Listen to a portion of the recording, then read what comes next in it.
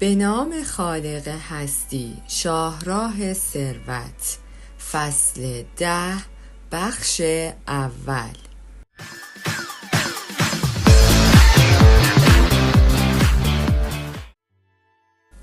قبل از اینکه خواندن کتاب را آغاز کنم، میخواستم به خاطر گوش کردن ویدیوهای قبلی از شما تشکر کنم و از شما همراهان عزیز کانال متاترون میخواهم در صورتی که کتاب مورد نظری میخواهید خوانده شود، در قسمت نظرات هم نظرات ارزشمندتان را، همین که اسم کتابی را که میخواهید خوانده شود به همراه نویسنده آن برای ما کامنت کنید. در صورت امکان حتما خوانده می شود. امیدوارم تا اینجا توانسته باشم نقشی در اصلاح سبک مالی شما عزیزان ایفا کرده باشم. با تشکر کانال متاترون لطفاً لایک فراموش نشود. ارتقاء ضریب هوش مالی، برخی کاربردهای عملی.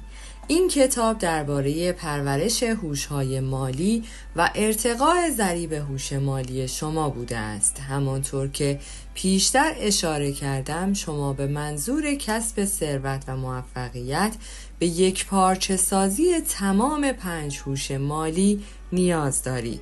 میدانم که گفتن این حرف از عمل به آن دشوارتر است.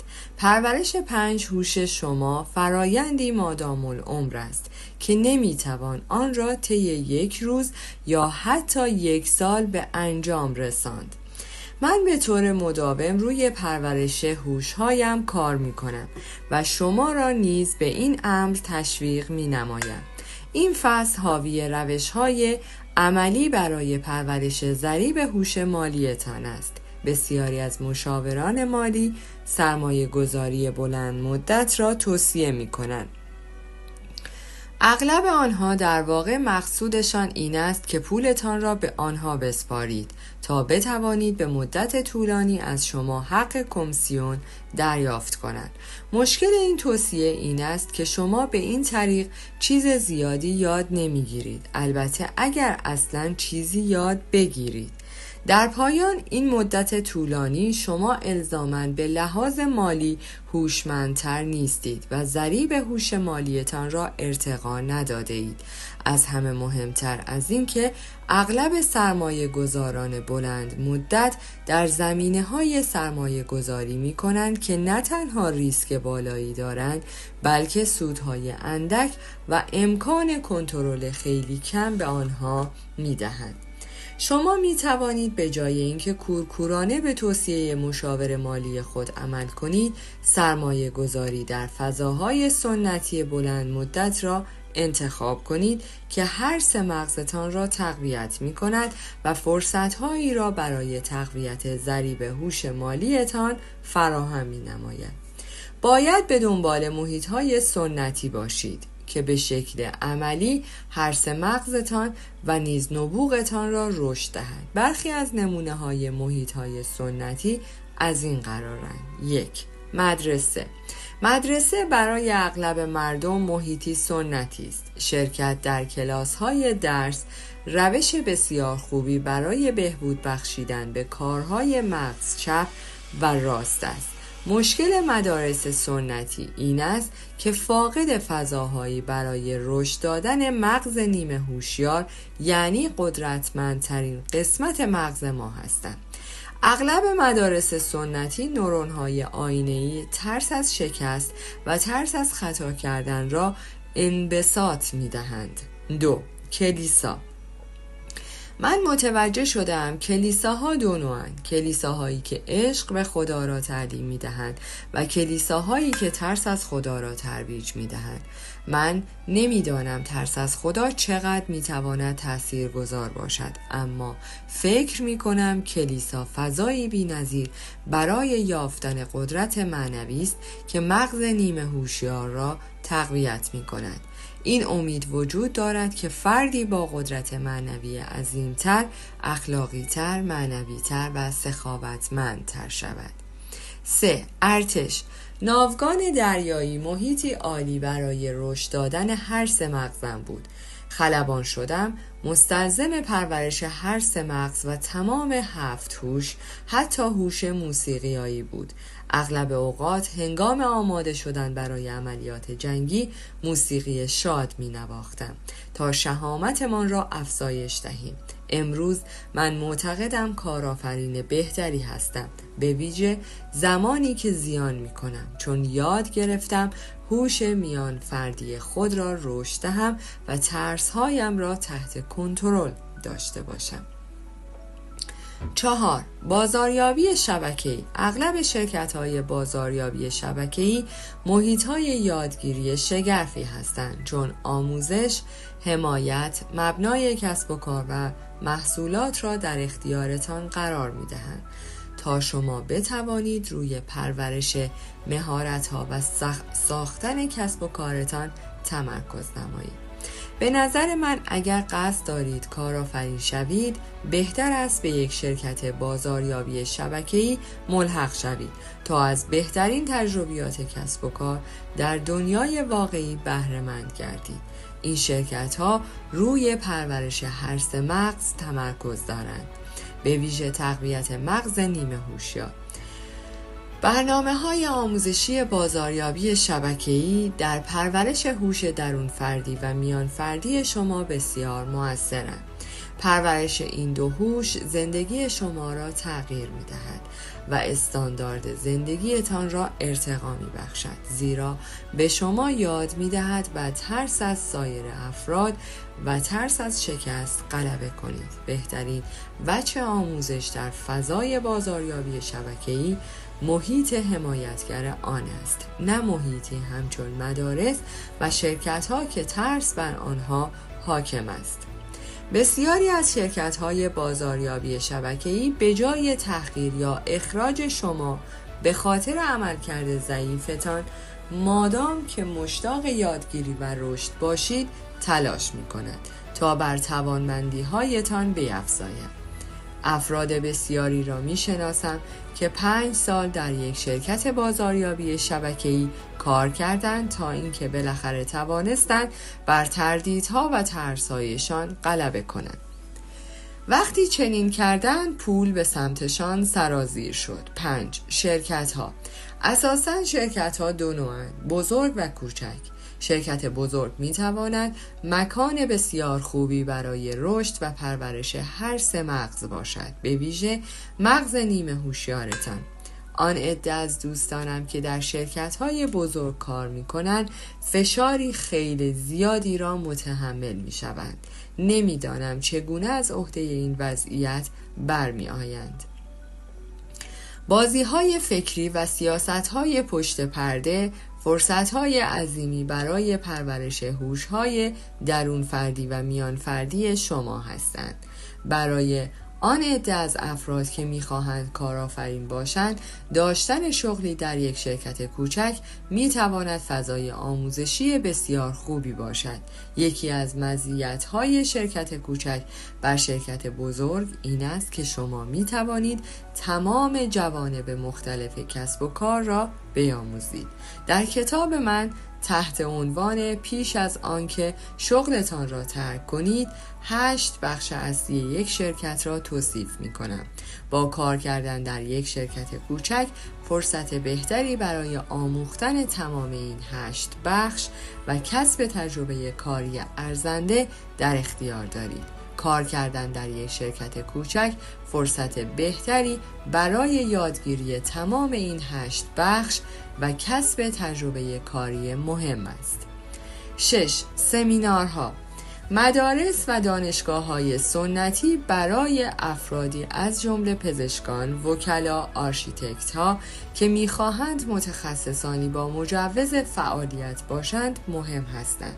همچنین برای کسانی که خواستار پیشرفت در شرکت‌ها یا سازمان‌های دولتی هستند، چون در این فضاها مدارج به دست آمده از دانشگاه‌های معتبر برای ارتقاء سمت حائز اهمیت هستند. اما سمینارها برای کسانی مهم هستند که می‌خواهند کارآفرین یا سرمایه گذار شوند. امروز سمینارها و گردهمایی‌هایی برای هر موضوعی روی کره زمین تشکیل می شوند. تنها کاری که باید انجام دهید این است که سمینار مورد علاقه خود را پیدا کنید. شرکت ریچتد برای کسانی که می‌خواهند در زمینه املاک متخصص شوند یا معاملات سهام را بیاموزند سمینارهای پرباری برگزار می‌کند. این برنامه‌ها بسیار مایه مباهات من هستند، زیرا توسط کسانی تدریس می‌شوند که خودشان به آنچه آموزش می‌دهند عمل می‌کنند. در دوره‌های پیشرفته‌تر فرایند آموزش به صورت عملی و گام به گام است. به عنوان مثال ما به محله‌ها می‌رویم و با پول واقعی پیشنهاد واقعی می‌دهیم. اگر شما در دوره توسعه زمین باشید روی پروژه‌های واقعی توسعه زمین فعالیت خواهید کرد. از همه مهمتر این که دوره‌های ما به گونه‌ای طراحی شده‌اند که به آموزش و تقویت هر سه مغز بپردازید، به گونه‌ای که هر سه یک صدا با هم کار کنند.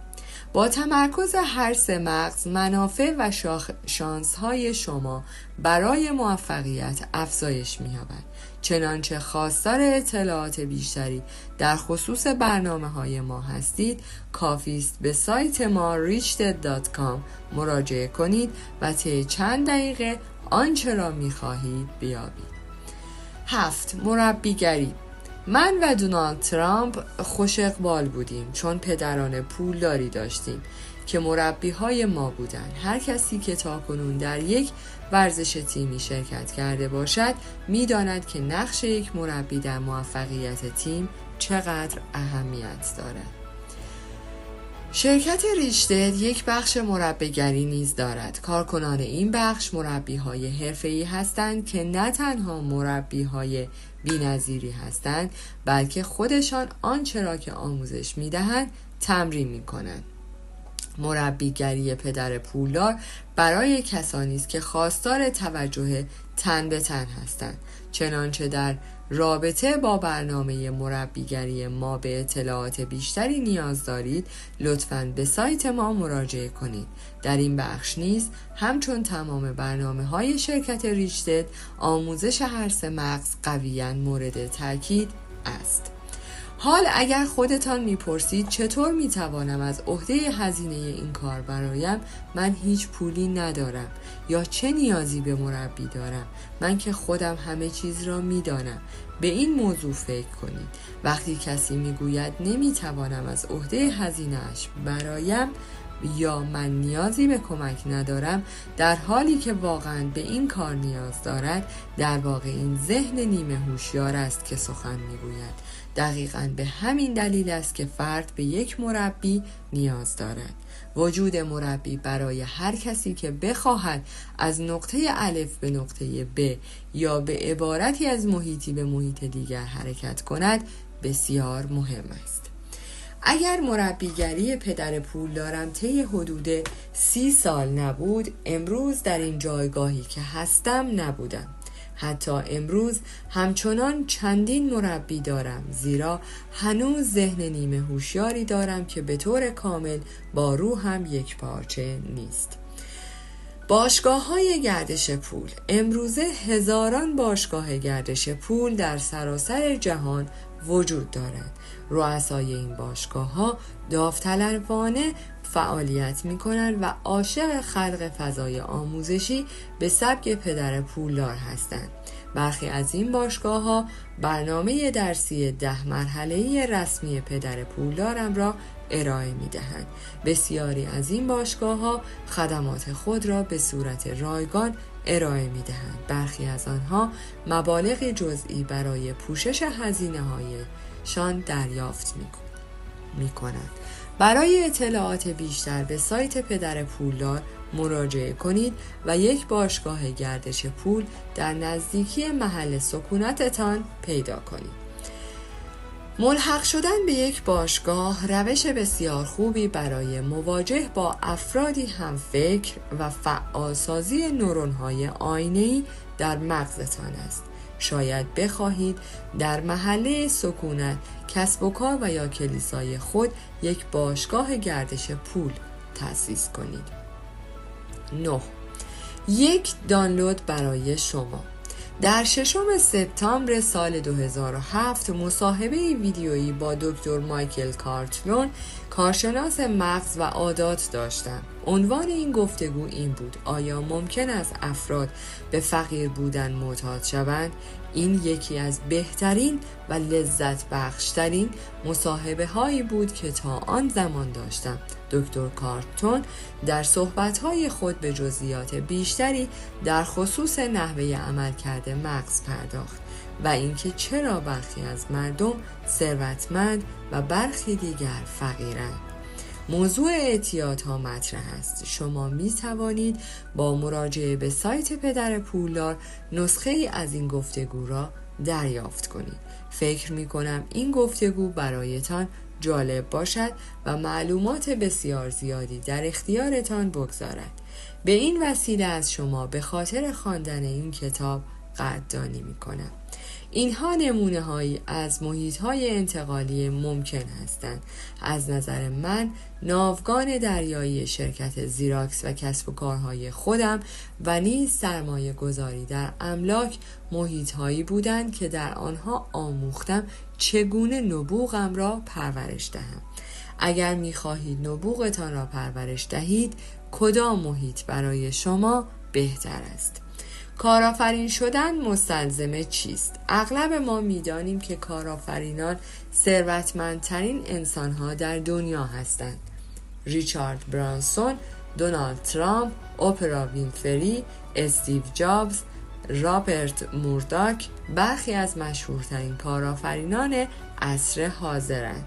اینکه آیا کارآفرینان زاده می شوند یا ساخته می شوند یکی از پرسش های همیشگی است و علت مطرح شدنش این است که برخی از مردم فکر می کنند برای کارآفرین شدن باید فرد خاصی باشیم یا روش جادویی خاصی را بلد باشیم. از نظر من کارآفرین بودن کار چندان شاقی نیست. به عنوان مثال در محله ما یک دختر پیش دبیرستانی هست که کسب و کاری در زمینه پرستاری کودک ایجاد کرده است و همکلاسی هایش را برای کار در این زمینه استخدام می کند. او یک کارآفرین است. پسر جوان دیگری را سراغ دارم که بعد از مدرسه کسب و کاری مبتنی بر ارائه خدمات دارد. او نیز یک کارآفرین است. ویژگی اغلب نوجوانان نترس بودن آنهاست و ویژگی اغلب بزرگسالان ترس آنهاست. دو مشخصه کارآفرینان. امروزه میلیون ها نفر از مردم رویای ترک شغلهایشان و کارآفرین شدن را در سر دارند تا بتوانند کسب و کار خودشان را اداره کنند. مشکل اینجاست که برای اغلب مردم این فقط یک رویاست، رویایی که هیچگاه به حقیقت بدل نمی شود. لذا پرسش این است: چرا بسیاری از مردم نمی توانند در راستای محقق ساختن رویای کارآفرین شدن خود تلاش کنند؟ یکی از دوستانم به این پرسش دیرین بهترین پاسخ را می دهد. او می گوید کارآفرینان دو مشخصه دارند: ناآگاهی و شجاعت. اظهار نظر ژرف نگرانه است، نگرشی که گویای مطالبی بسیار فراتر از صرفاً کارآفرینی است. این گفته شرح می‌دهد که چرا برخی از مردم ثروتمند هستند و چرا اغلب مردم ثروتمند نیستند. به عنوان مثال، یکی از دلایلی که بسیاری از دانشجویان ممتاز ثروتمند نیستند این است که شاید این افراد باهوش باشند اما شجاعت لازم را ندارند. بسیاری از افراد فاقد دانش و شجاعت هستند. قصه دو آرایشگر. یکی از دوستانم آرایشگر زبده است. وقتی می‌خواهد خانم‌ها را به زیبایی بیاراید یک شعبده باز است. سالهای سال است که او از تأسیس سالن آرایش خودش صحبت می‌کند.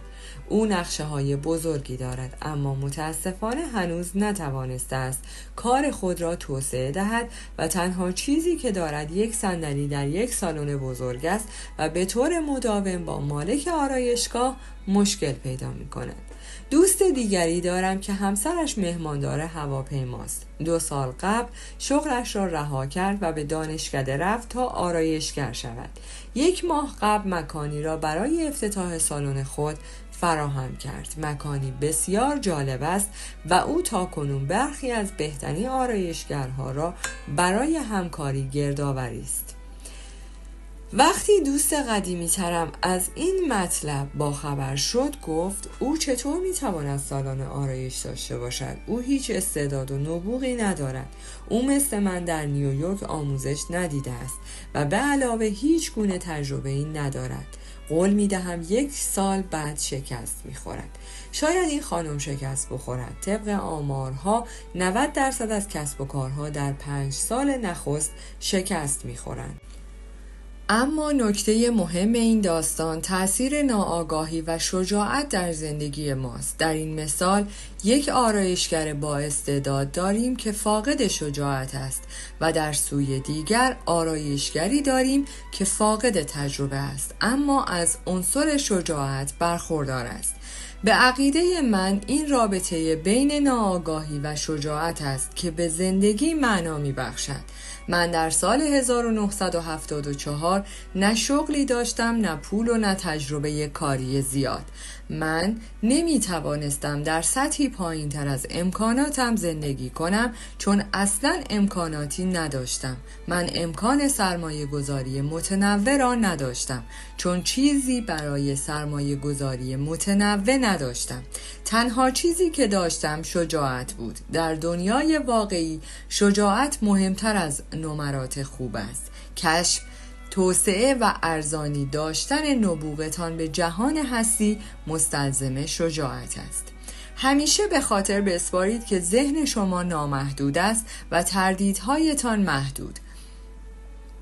آیان راند نویسنده کتاب اطلس شانه بالا انداخت گفت ثروت محصول ظرفیت فکری انسان است. لذا اگر شما بر آن هستید که زندگیتان را تغییر دهید، محیطی را بیابید که به شما اجازه بدهد با هر 3 مغزتان به طور یک پارچه بیاندیشید و ثروتمندتر شوید. و خدا را چه دیدید؟ شاید شما هم نبوغتان را پیدا کردید.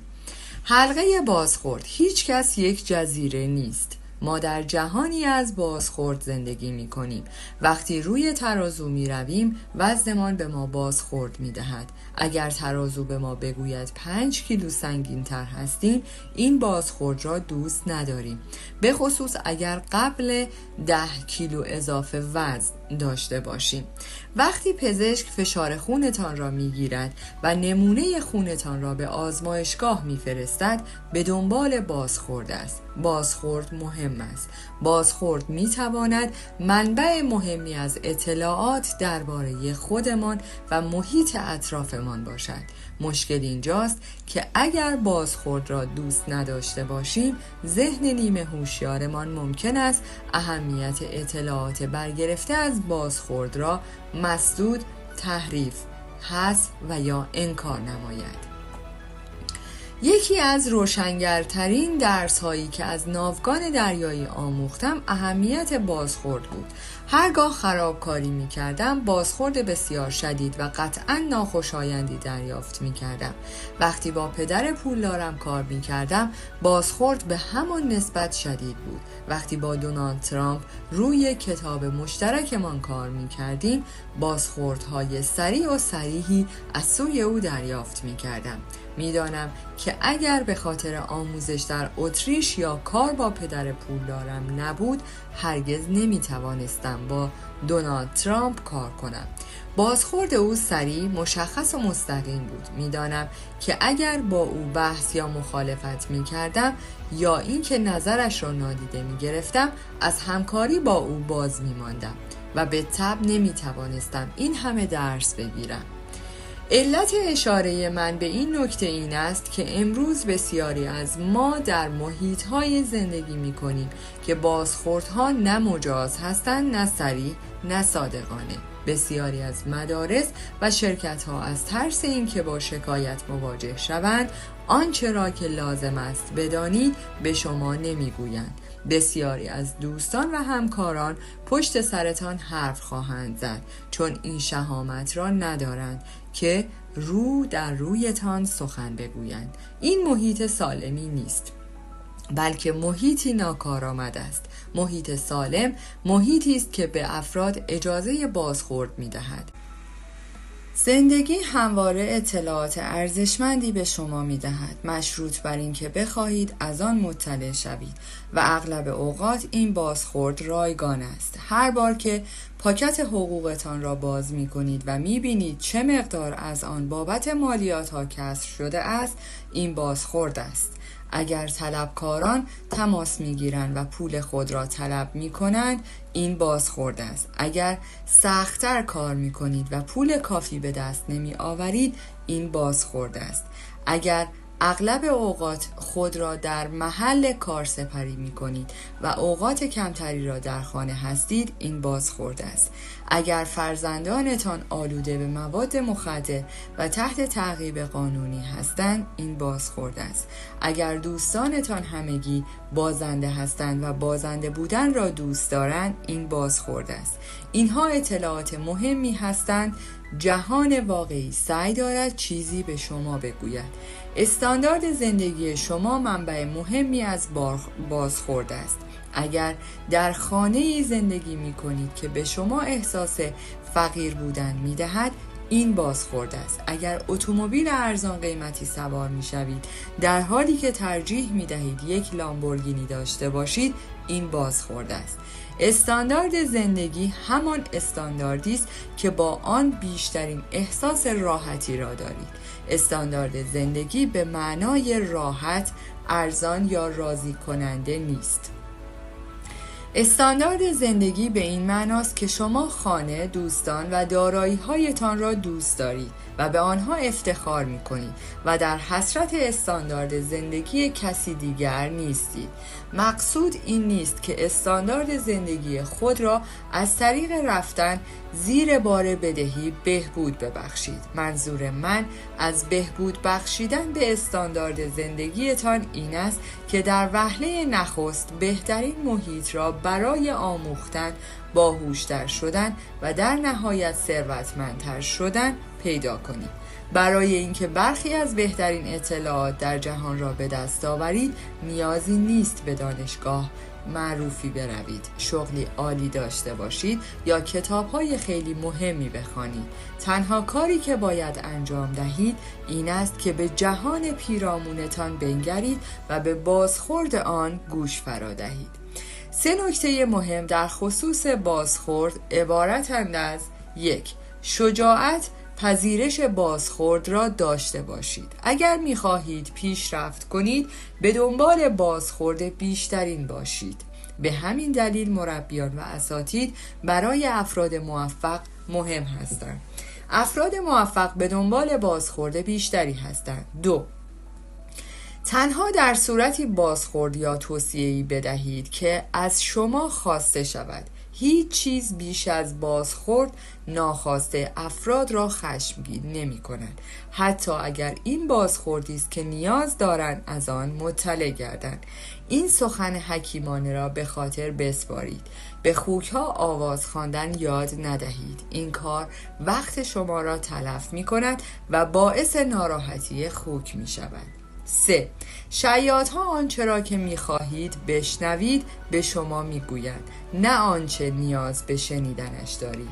آدم‌های شیاد به افرادی که به لحاظ ذهنی ناآگاه و به لحاظ عاطفی ضعیف هستند نزدیک می‌شوند. آنها نقطه ضعفتان را هدف می‌گیرند و سپس یک پیام بازرگانی می‌سازند که با آن نقطه ضعف همخوانی داشته باشد. در دنیای پول، آدم‌های شیاد این باور را در عامه مردم ایجاد کردند. کل سرمایه گذاری متنوع و زندگی کردن پایین‌تر از سطح امکانات کار هوشمندانه است. گرچه باهوشترین سرمایه گذاران نظیر وارون بافت نه به صورت متنوع سرمایه گذاری می کند، نه زندگی پایین‌تر از سطح امکانات را به مردم توصیه می کند. وارون بافت با استانداردهای خودش زندگی می کند، استانداردهایی که با استاندارد زندگی دونالد ترامپ تفاوت بسیاری دارد. وارون بافت در اوماها، نبراسکا و دونالد ترامپ در نیویورک سیتی زندگی می کند.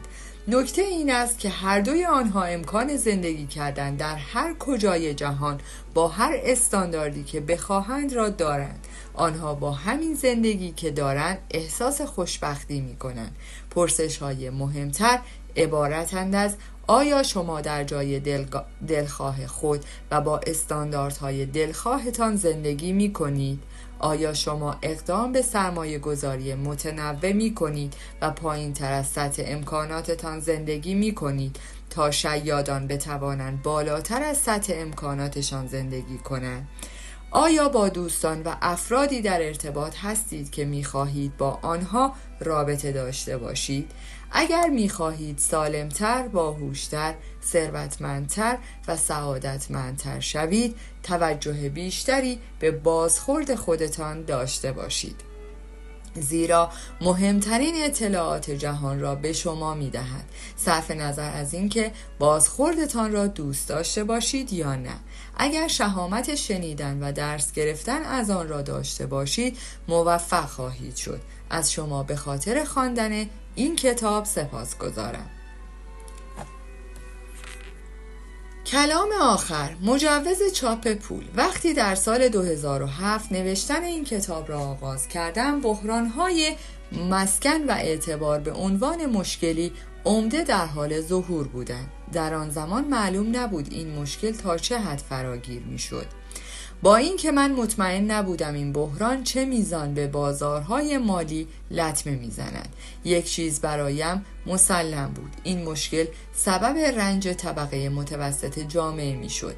میدانستم کسانی که بر مبنای قوانین قدیمی پول از جمله سخت‌کوشی، پس‌انداز، پرداخت بدهی و سرمایه گذاری بلند مدت در سهام متنوع، اوراق بهادار و صندوق‌های سرمایه گذاری مشترک زندگی می‌کنند، همان کسانی بودند که بیش از همه رنج می‌کشیدند.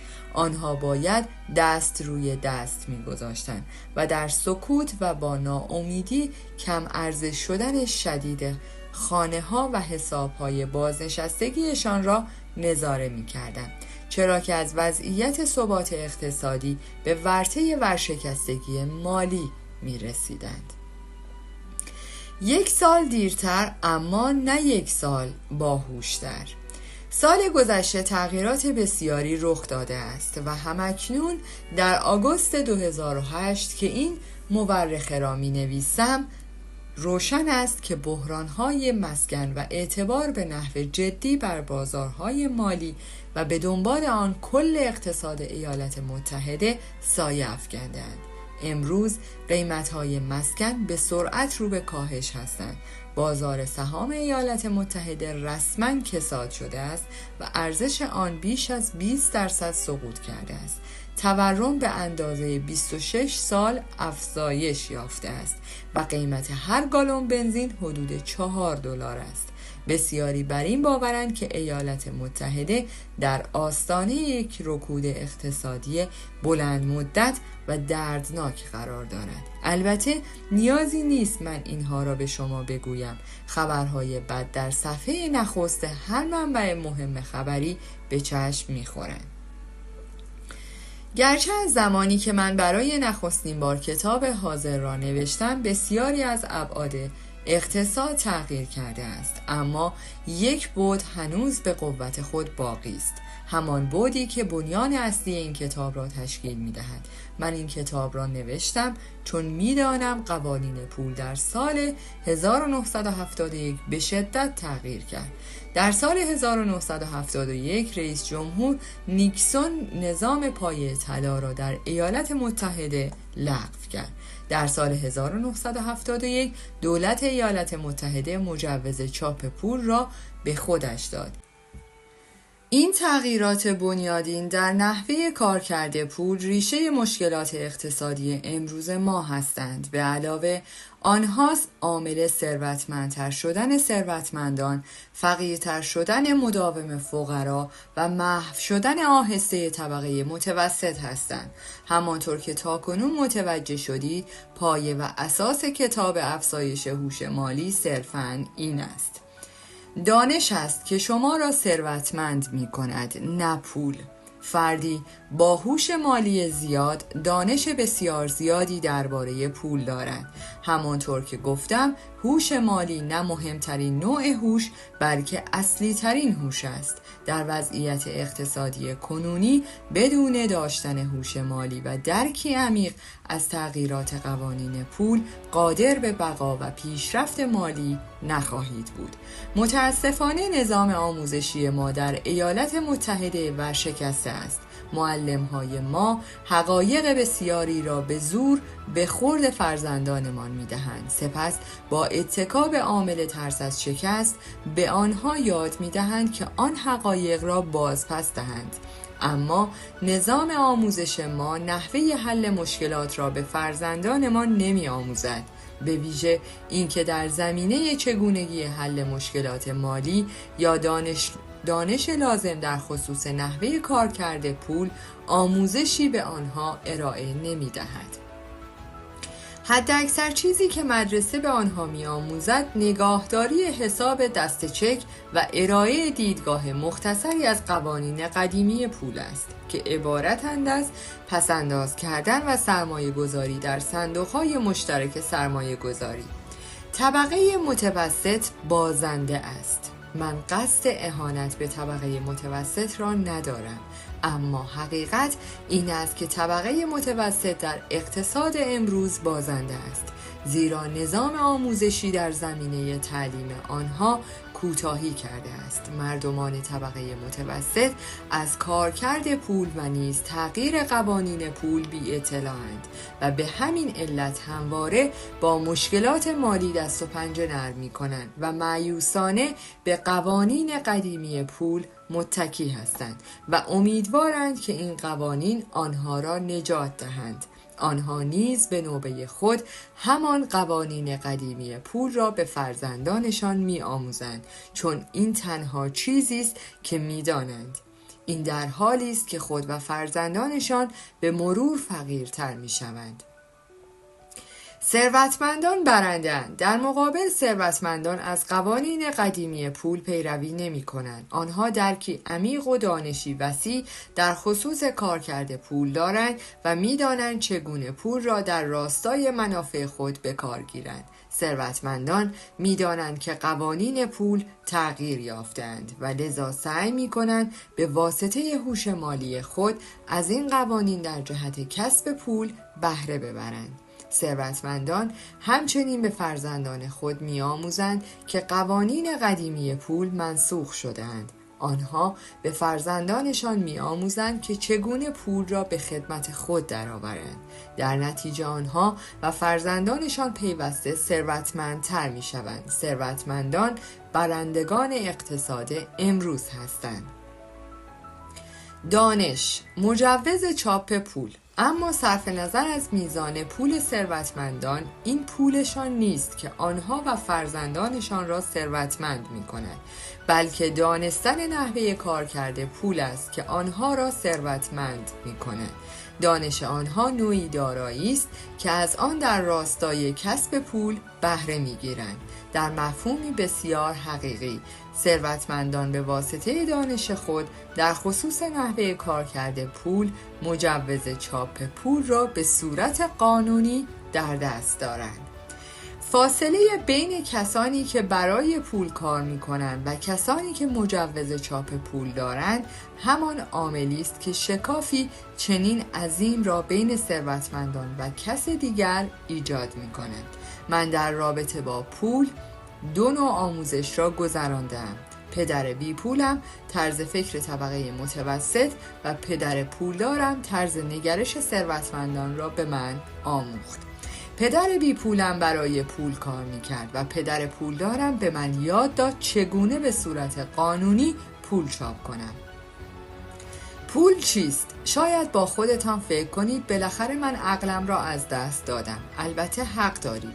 چطور میتوانم ادعا کنم نحوه چاپ کردن پول به صورت قانونی را فهمیدم؟ علت اینکه بسیاری از مردم در درک این مفهوم مشکل دارند این است که آنها دچار نوعی سوء تدبیر بنیادین در خصوص ماهیت پول هستند و همین امر نشان می‌دهد که چرا هوش مالی امروز بیش از هر زمان دیگری حائز اهمیت است. امروز هوش مالی شما پول واقعیتان است. چنانچه خواستار شرح کاملتری در خصوص پول و سیر تکامل آن هستید، توصیه می کنم کتاب دوستم مایک مالونی تحت عنوان راهنمای پدر پولدار برای سرمایه گذاری در طلا و نقره و کتاب بحران دلار نوشته ریچارد دونکان را مطالعه کنید. در اینجا سرگذشتی خلاصه از سیر تکامل پول را می‌خوانید. مبادله پایاپای. پیش از اینکه پول رواج پیدا کند، معاملات افراد به صورت پایاپای یا کالا به کالا انجام می‌شد.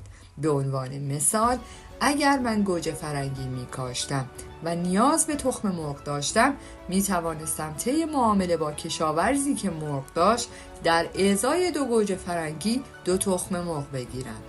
مبادله پایاپای تا زمانی کارایی داشت که می‌توانستم گوجه فرنگی هایم را با چیزی که نیاز داشتم مبادله کنم. اما اگر کسی گوجه فرنگی نمی‌خواست، باید گرسنگی می‌کشیدم. کالا. با متمدن تر شدن انسان دیگر مبادله پایاپای شیوه کارآمدی برای تجارت نبود. پول ابتدا اشکال متفاوتی داشت، از جمله پوست، مهره، سنگ‌های رنگی، نوک پیکان و هر چیزی که سایر افراد به عنوان نماد ارزش می‌پذیرفتند.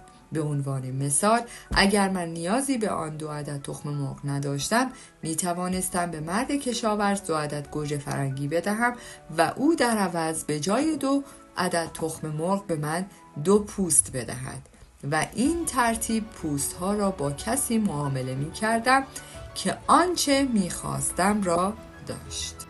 در پایان از شما دوستان عزیزم می خواهم برای حمایت بیشتر ما کانال ما را به دوستان خود معرفی کنید. برای انرژی بیشتر ما رو لایک کنید و برای ادامه پرقدرت‌تر سابسکرایب. تا درودی دیگر، درود و 200 بدرود.